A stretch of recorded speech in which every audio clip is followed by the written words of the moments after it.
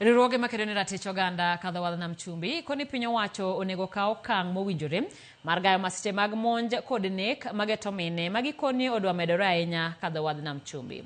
E twak margi jofwamb weche Mombasa, riwruogego motelgi kod jakom Zedekia Adika koni e higa ni kende mine 15 osenegi kadho wadh nam chumbi, nek mitudo gi wach lwenje mag udi. Magi ne giwacho mana ndalo machuok bang' nek mar miyo moro mawuok e alwora ma Magongo e Changamwe bang' kane omonje mochwe gi pala gi dichuo mayande ne giwere godo.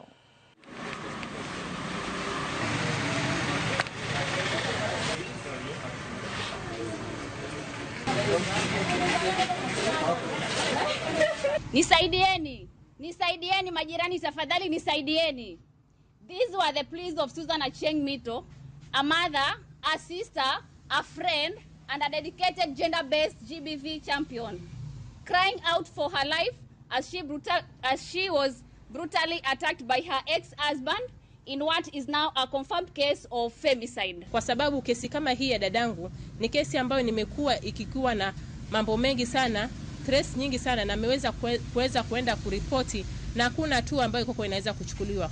Kwa hivyo kama familia tunasikitika na kuona kwamba kulikuwa kuna ulegevu mahali ambayo iliweza kufanya kwamba sisi tukaweza kupoteza mmoja wetu. Kwa sababu tunajiuliza kwa nini kulikuwa na reports mbili, OB mbili mwezi wa 3 kwa huyu mtu mmoja, alafu anakujwa tena anadungwa kisu mwezi wa 4. Kwa hivyo National Police Service na wale watu ambao walikuwa wako katika hii kesi wote lazima watueleze ni kwa nini huyu jamaa alitoka na akapata opportunity ya kuua mwenzetu. Tumeweza kupokea kesi 15 na katika hizo kesi 15 ambazo tumepokea washukiwa wameshashikwa na kesi zipo kotini.